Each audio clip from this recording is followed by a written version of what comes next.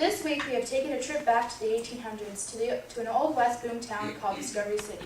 This town has quite a few characters, and I think we're about to meet some. Now, Miss Sadie has some hard times, as you can see by the name of her cafe. Oh, I see that she has a visitor that looks to be selling her something. Here you go.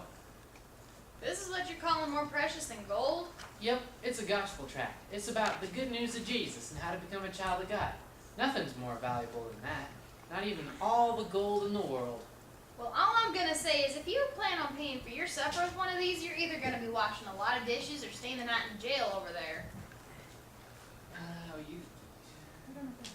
You don't have to worry about that. I was just hoping you'd read it, that's all. Well, I'm not much for reading. Besides, haven't you got better things to do? I mean, if you want to strike it rich around here, you gotta be paying for gold, not passing out leaflets. Well, I still spend time in the gold fields to support myself, but Jesus said, what does it profit a man if he gains the whole world but loses his soul? So you see, I'm more interested in making other people richer, spiritually speaking, of course. And that's by introducing them to Jesus. That's why I'm handing these out. Well, I'm kind of busy right now. I understand, but you know, someday we're all going to go somewhere when we die. And it's not what you do that'll get you to heaven, but who you know. Who you know? That's right. And if you don't know Jesus, well, let me just say, you're going to wish you had. Won't you give it a chance? Knowing Jesus will change your life. It sure changed mine. Alright, I'll give it a look over. Good. And here's a Bible if you'll read it and not just put it on the shelf. Everyone ought to have a Bible, you know. Thanks, I don't have one. Well, name's Caleb Foster, by the way.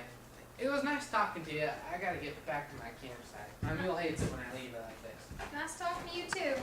The town also has a wonderful law enforcement dealer named Theodore and Otis. And I can see that they're having something special going on over there by the jail.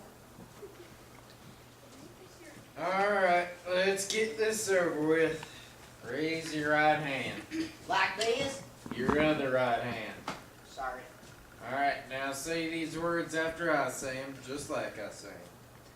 I state your name. I state your name. No, you knucklehead.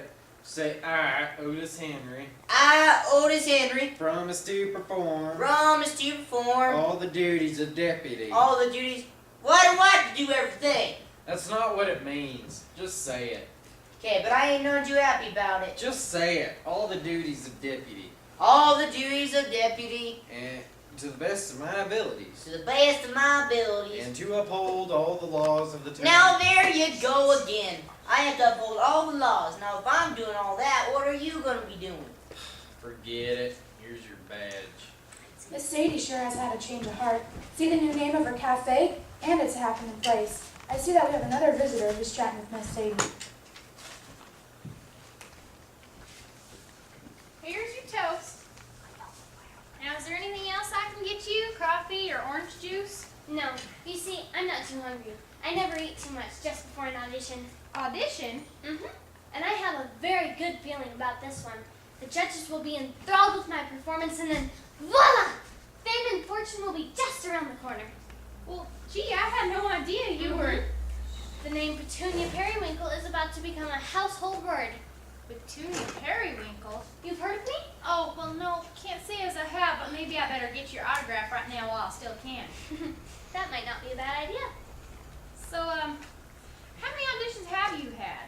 327. 327? Why, is that a lot? Oh, well, I don't That is know. a lot, isn't it? I should have been discovered a long time ago. I wonder what the problem is. Maybe it's because they never let me finish. During my last audition, they stopped me right in the middle of my song and told me they had never heard a voice quite like mine. But then I asked myself, if they were enjoying it so much, why didn't they let me finish? Ugh, show business is so hard to figure out sometimes, don't you agree? I guess so. Oh, but one of the judges gave me some advice. He told me to go somewhere far, far away where folks might appreciate my unique gifts. And that's why I'm here. Wasn't that nice of him? Well, it sounds like he knew what he was talking about. So, did you come in on this morning's stagecoach? Mm-hmm. And you know what? It is a very long trip from Ohio. Ohio? I'm from Kentucky. Really? I've heard of that. I think.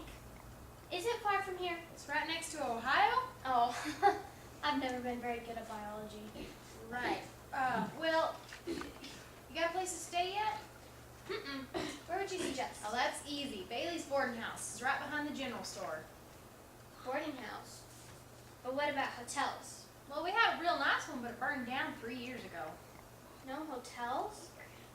But you do have restaurants and theaters, right? Honey, if you want a New York City, you should head east, not west. But I thought San Francisco had all these things. San Francisco? This isn't San Francisco. This is Discovery City. Discovery City? Discovery City? Oh, I've got to get back to the stagecoach right away. Oh, well, there's something you probably ought to know. The stagecoach only comes through once a month.